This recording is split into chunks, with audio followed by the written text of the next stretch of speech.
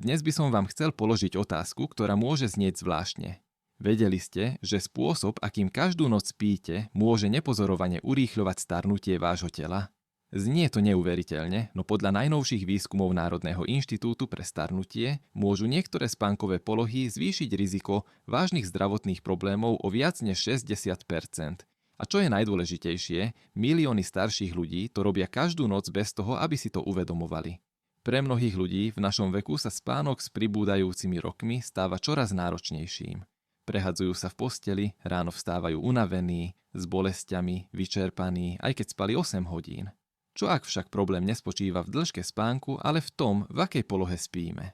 Vedci dnes tvrdia, že poloha pri spánku môže mať dva úplne opačné účinky. Môže telo liečiť alebo ho pomaly poškodzovať. Môže uľaviť kĺbom, chrániť chrbticu a zlepšiť krvný obeh, alebo presne naopak. Poďme spolu odhaliť celú pravdu.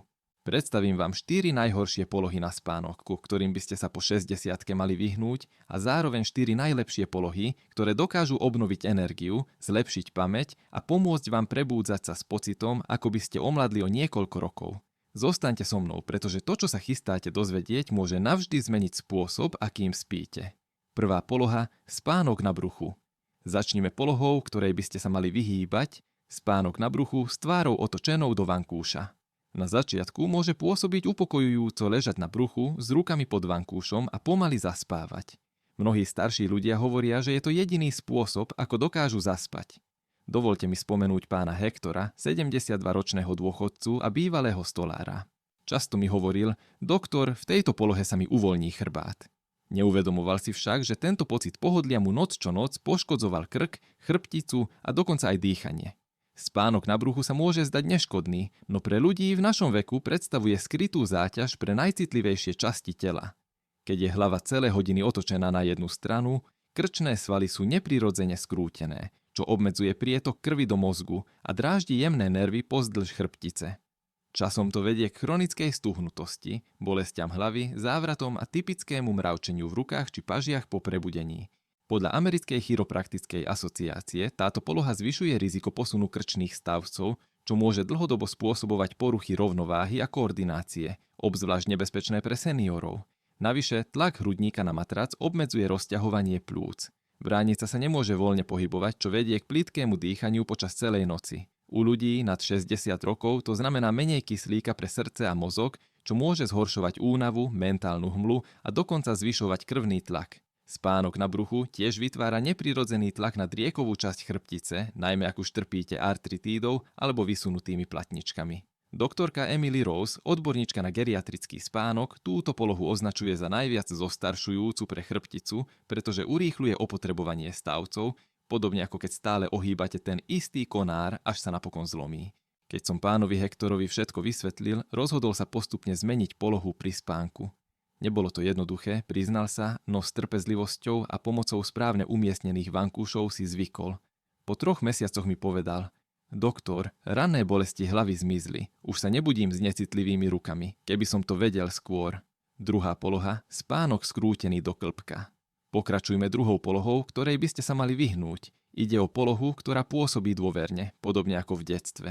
Mnohí starší ľudia sa v noci zvinú do tesnej gule s kolenami pritlačenými k hrudi a rukami pri tele, ako by sa chceli chrániť pred svetom. Pripomína mi to príbeh pani Eleny, 68-ročnej starej mamy. Takto spávala celý život. Cítim sa bezpečne, hovorievala, ako by sa sama kolísala k spánku. Po rokoch ranného nedostatku dychu, stúhnutej chrbtice a narastajúcej únavy jej však lekár prezradil prekvapivú pravdu. Jej obľúbená poloha ju každú noc potichu dusila.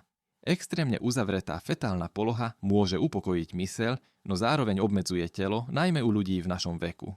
Podľa Národnej nadácie pre spánok, keď sú kolená príliš blízko hrudníka, dochádza k stlačeniu bránice, čo znižuje rozšírenie plúc. Tým sa obmedzuje príjem kyslíka a telo je nútené dýchať plitko a rýchlo. U starších dospelých, ktorých plúca sú už menej pružné, môže tento nenápadný pokles kyslíka viesť k chronickej únave, ranným bolestiam hlavy a dokonca k nadmernému zaťaženiu srdca. Nebezpečenstvo sa však nekončí len pri dýchaní. Dlhodobé zovretie tela do tesnej polohy deformuje chrbticu do neprirodzeného tvaru a skracuje svaly i väzy, ktoré udržiavajú správne držanie tela. Postupom času sa zakrivenie chrbtice zhoršuje. Telo pôsobí viac hrbeno, stabilita sa znižuje a riziko pádov rastie. Doktor Leonardo A.S., odborník na chrbticu s viac než 30-ročnou praxou, upozorňuje. Pre seniorov je spánok v príliš zovretej polohe ako tréning tela k tomu, aby sa každú noc zmenšovalo. Príbeh pani Liliany je varovaním pre mnohých. To, čo sa začalo ako pocit pohodlia, sa postupne zmenilo na návyk, ktorý jej bral energiu aj správne držanie tela. Extrémna fetálna poloha môže pôsobiť bezpečne, no pre starnúce telo je to pasca, ktorá noc čo noc oberá o silu, dých a rovnováhu. Keď Liliana napokon zmenila spôsob spánku a začala používať vankúše, ktoré ju udržiavali mierne vystretú, povedala mi niečo veľmi dojímavé. Doktor, mám pocit, že moje telo konečne znovu dýcha. Netušila som, že som sa sama obmedzovala. Tretia poloha. Spánok na chrbte bez opory. Po celé 10 ročia lekári tvrdili, že ležať úplne rovno na chrbte je najzdravší spôsob spánku. Rovná chrbtica, rovnomerne rozložená váha, dokonalé zarovnanie tela. Pre starších dospelých je však realita omnoho zložitejšia a aj nebezpečnejšia. To, čo kedysi vyzeralo ako ideál disciplíny, sa môže potichu zmeniť na nočný boj o zdravie srdca, plúc a dokonca aj mozgu. Dovoľte mi spomenúť pána Roberta, 74-ročného veterána. Bol to hrdý muž, ktorý celý život spal ako vojak. Rovno na chrbte, ruky pri tele, hlava len jemne podopretá vankúšom. Ako roky plynuli, jeho manželka si začala všímať zvláštne veci. Dlhé prestávky v dýchaní počas noci, hlasné lapenie podychu a rána, keď sa zobúdzal vyčerpaný a so závratmi. Keď Robert konečne navštívil odborníka na spánok, diagnóza bola šokujúca. Ťažká obštrukčná spánková apnoe. Jeho vlastná poloha pri spánku mu až 30 krát za hodinu uzatvárala dýchacie cesty. Keď starší ľudia ležia úplne rovno na chrbte, bez správnej opory hlavy a krku, gravitácia spôsobí, že jazyk a mäkké tkanivá klesajú dozadu a zužujú dýchacie cesty. To vedie k chrápaniu, duseniu a prerušovanému dýchaniu, často bez toho, aby si to spiaci vôbec uvedomoval. Podľa Americkej akadémie spánkovej medicíny neliečená spánková apnoe u ľudí nad 60 rokov zvyšuje riziko mozgovej príhody, infarktu a straty pamäti o viac než 60%. Zároveň zvyšuje nočný krvný tlak a nenápadne zaťažuje srdce, ktoré bojuje o kyslík. A to nie je všetko. Úplne plochá poloha na chrbte zhoršuje aj reflux kyseliny, problém, ktorý postihuje takmer polovicu ľudí nad 65 rokov. Keď je hlava v rovnakej úrovni ako žalúdok, gravitácia už nedokáže udržať žalúdočné kyseliny tam, kde majú byť. Tie sa vracajú do hrdla, dráždia pažerák a narúšajú spánok. Časom môžu poškodiť aj hlasívky a plúca. Stav známy ako tichý reflux. Poučenie z príbehu pána Roberta. Pre Roberta prišla zmena príliš neskoro. Roky nekvalitného spánku si vybrali svoju daň, neustála únava, zabúdanie a vysoký krvný tlak, ktorý sa nedal znížiť. Jeho príbeh nám pripomína, že niekedy práve nehybnosť skrýva najväčšie riziko. Dnes Robert spí s mierne vyvýšenou hlavou a jeho kvalita života sa zlepšila, no s ľútosťou mi hovorí: keby mi to niekto povedal pred 20 rokmi, doktor. Štvrtá poloha. Spánok v polohovateľnom kresle každú noc. Začína to nevinne. Pre mnohých seniorov je polohovateľné kreslo úľavou. Mäkké miesto, kde si oddychnú boľavé kĺby, pozrú televíziu alebo si zdriemnú. Keď sa však ležanie v posteli stane nepríjemným pre bolesť chrbta, artritídu či reflux, kreslo sa postupne zmení na trvalé miesto na spanie. Hoci sa môže zdať pohodlné, pravidelné spanie v kresle je jedným z najnebezpečnejších návykov, do ktorých môžu starší ľudia upadnúť. Dovoľte mi predstaviť pani Dolores, 79-ročnú vdovu. Po rokoch chronickej bolesti bedier pani Dolores zistila, že v polohovateľnom kresle dokáže konečne prespať celú noc. Postupom času si však začala všímať, že jej nohy opúchajú, chrbát je čoraz tuhší a energia sa z nej pomaly vytráca. Netušila, že jej obľúbené kreslo nenápadne podkopáva jej zdravie. Zdravotné rizika spánku v polohovateľnom kresle. Podľa doktora Miguela Turnera, špecialistu na geriatrickú rehabilitáciu, spánok v kresle udržiava telo v polosedej polohe, ktorá obmedzuje prietok krvi do dolných končatín.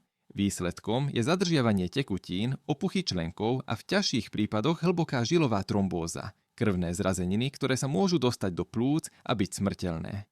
Čiastočne vzpriamený uhol navyše bráni úplnému uvoľneniu chrbtice, čo vedie k chronickému napätiu v driekovej oblasti a k zrýchlenému oslabovaniu svalov bedier a brucha počas mesiacov či rokov. To následne zhoršuje rovnováhu a zvyšuje riziko pádov. Ešte horšie je, že poloha v kresle obmedzuje hlboké fázy spánku, takže telo sa nikdy skutočne neobnoví. Aj keď máte zatvorené oči 8 hodín, mozog aj svaly zostávajú v stave ľahkého odpočinku a nikdy sa nedostanú do regeneračných a pamäť posilňujúcich fáz spánku, ktoré telo po 60-ke zúfalo potrebuje. Prebudenie pani Dolores. Dolores sa napokon vrátila do klasickej postele po tom, čo ju lekár upozornil, že dlhodobý spánok v kresle môže skrátiť jej dĺžku života. Povedala mi vetu, ktorá mi zostala v pamäti. Myslela som si, že oddychujem, no v skutočnosti som sa pomaly vytrácala. Ak teda polohovateľné kreslo nie je bezpečné, kde je najlepšie miesto na odpočinok? Odpoveď nespočíva len v posteli, ale predovšetkým v tom, ako si položíte telo. V druhej časti sa pozrieme na 4 spánkové polohy, ktoré dokážu skutočne liečiť, obnovovať a chrániť telo zvnútra. 4 najlepšie polohy na spánok. Ako vidíte, poloha pri spánku má zásadný vplyv na zdravie. Teraz vám predstavím tie najprospešnejšie. Prvá najlepšia poloha, spánok na boku s vankušom medzi kolenami. Ide o jednu z najjednoduchších zmien, no pre starších ľudí môže úplne zmeniť kvalitu spánku aj ranného prebúdzania. Spánok na boku s mäkkým vankušom jemne uložený medzi kolenami môže pôsobiť obyčajne, no pre chrbticu, kĺby a srdce je to jedna z najliečivejších polôch, aké si môžete zvoliť. Dovoľte mi spomenúť pána Alfreda, 71-ročného dôchodcu a bývalého hasiča. Roky sa každé ráno budil s tupou bolesťou v driekovej oblasti a bedrách. Lieky pomáhali len čiastočne a stuhnutosť sa vždy vracala. Počas bežnej návštevy sa ho fyzioterapeut opýtal jednoduchú otázku. Ako spíte? Alfredo odpovedal. Na boku s kolenami pri sebe. Na radu terapeuta si v tú noc vložil malý vankúš medzi kolená a upravil polohu hlavy tak, aby bola v jednej línii s chrbticou. Do 2 týždňov sa jeho bolesť znížila takmer o polovicu. Je to, ako by si moje telo konečne mohlo vydýchnuť, povedal. Veda za touto polohou. Podľa výskumov Clevelandskej kliniky spánok na boku, najmä na ľavom boku, podporuje lepší prietok krvi k srdcu a znižuje reflux kyseliny tým, že udržiava žalúdok nižšie než pažerák. Vankúš medzi kolenami udržiava panvu v rovnováhe, čím znižuje tlak na driekovú chrbticu a bedrá, 2 najčastejšie bolestivé oblasti u ľudí nad 60 rokov. Zároveň minimalizuje krútenie tela, ktoré spôsobuje rannú stuhnutosť a zápaly kĺbov. Lekári túto polohu nazývajú záchrancom správneho zarovnania, pretože prirodzene podporuje krivky tela bez námahy. Je tiež jednou z najbezpečnejších poloh pre ľudí so spánkovou apnoe, keďže počas noci udržiava dýchacie cesty otvorené. Úspech pána Alfreda. Jeho príbeh nie je výnimočný. Tisíce seniorov zistili, že tento drobný detail môže znamenať rozdiel medzi únavným prebúdzaním a pocitom sily po prebudení. Alfredo dnes túto polohu odporúča všetkým priateľom v klube dôchodcov a s úsmevom mi hovorí: Doktor, niečo také jednoduché mi zmenilo život. Už sa nebojím ísť spať. Druhá najlepšia poloha, spánok na chrbte s miernym vyvýšením. Pre mnohých starších ľudí je spánok úplne narovno príliš tvrdý a nepohodlný. No s malou úpravou, jemným vyvýšením hlavy a kolien sa táto poloha môže zmeniť na jednu z najterapeutickejších fóriem nočného odpočinku. Lekári ju nazývajú poloha vyvýšeného spánku na chrbte a pre seniorov môže znamenať rozdiel medzi nepokojnými nocami a skutočne regeneračným spánkom. Dovoľte mi predstaviť pani Lindu, 73-ročnú učiteľku na dôchodku. Linda roky bojovala s pálením záhy a nočnou dýchavičnosťou. Často sa budila kašľajúc, s pálivým pocitom v hrdle spôsobeným refluxom kyseliny. Jej kardiológ dr. Ramon Soto jej odporučil jednoduché riešenie.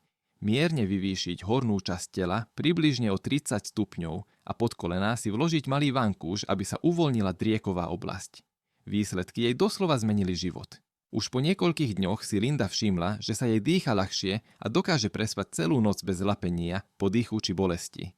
Prečo táto poloha funguje? Vysvetlenie je čisto vedecké. Vyňatie hlavy a hrudníka umožňuje gravitácii zabrániť návratu žalúdočnej kyseliny a zároveň udržiava dýchacie cesty otvorené počas spánku. Podľa Americkej akadémie spánkovej medicíny starší ľudia, ktorí spia s mierne vyvýšenou hornou časťou tela, zaznamenávajú menej chrápania a epizód spánkovej apnoe. Tým sa znižujú nočné poklesy kyslíka, ktoré môžu dlhodobo zaťažovať srdce a poškodzovať mozgové bunky. Zároveň jemne vyvýšené kolená uľavujú spodnej časti chrbtice a umožňujú svalom úplné uvoľnenie. Doktor Soto často svojim starším pacientom hovorí: nejde o to spať dlhšie, ale spať múdrejšie. Keď dáte telu správne uhly, doprajete srdcu a plúcam priestor fungovať voľne, dokonca aj počas snov. Tretia najlepšia poloha. Poloha morskej hviezdice. Je v nej niečo pokojné. Ležať na chrbte s rukami jemne rozpaženými, dlaňami otočenými nahor, ako by telo konečne pustilo napätie celého dňa. Táto poloha, známa ako morská hviezdica, môže byť pri správnom prevedení jednou z najobnovujúcejších fóriem odpočinku pre seniorov. Na rozdiel od strnulého ležania na chrbte dáva telu voľnosť. Ramená sa otvoria, hrudník sa rozšíri a kĺby sa zbavia napätia, ktoré v sebe niesli celý deň. Dovoľte mi spomenúť pani Luciu, 69-ročnú zdravotnú sestru na dôchodku. Po 10 ročiach práce postojačky ju neustále boleli ramená a často sa budila so stuhnutým krkom, ktorý ju trápil až do poludnia. Jej chiropraktik, doktor Ramon Cole, jej odporučil niečo netradičné. Skúste spať ako morská hviezdica, ruky uvoľnené, dlane smerom nahor a hlava podopretá ergonomickým vankúšom. Spočiatku bola skeptická, no už po týždni pocítila rozdiel. Bolesti krku sa zmiernili, ramená sa cítili voľnejšie a povedala mi: po prvý raz po rokoch som sa zobudila bez pocitu, že ma moje telo zrádza vekom. Zdravotné prínosy tejto polohy. Keď sú ruky otvorené a ramená nie sú stlačené pod telom, zlepšuje sa prietok krvi k hornej časti chrbtice a nervom, ktoré zásobujú krk a ruky. Podľa oddelenia spánkovej medicíny Harvardskej lekárskej fakulty môže táto poloha znížiť tenzné bolesti hlavy a pomôcť predchádzať útlaku nervov, jednej z hlavných príčin znecitlivenia a mravčenia u starších ľudí. Poloha zároveň podporuje pokojné dýchanie. Keď nie je hrudník stlačený, kyslík môže prúdiť voľnejšie, čo pomáha znižovať nočný krvný tlak a upokojuje srdce. Doktor Cole ju nazýva s prírodným resetovacím tlačidlom pre hornú časť tela. Nie každý sa však cíti komfortne pri dlhodobom spánku na chrbte. Niektorých začne bolieť spodná časť chrbta alebo potrebujú jemnejšiu oporu. Pre týchto seniorov existuje ešte jedna možnosť. Dokonalá rovnováha medzi pohodlím, bezpečnosťou a regeneráciou. Štvrtá najlepšia poloha, bočný sklon v uhle 45 stupňov. Predstavte si polohu niekde medzi sedením a ležaním. Horná časť tela je jemne podopretá, chrbtica uvoľnená, dýchanie prirodzené a bez námahy. To je 45-stupňový bočný sklon, poloha, ktorú mnohí geriatrickí špecialisti dnes označujú za ideálny bod spánku pre starších ľudí. Spája výhody spánku na boku s pozitívnymi účinkami vyvýšenia a pre ľudí nad 60 rokov môže byť skutočne prelomová. Dovoľte mi predstaviť pána Waltera, 78-ročného bývalého kamionistu.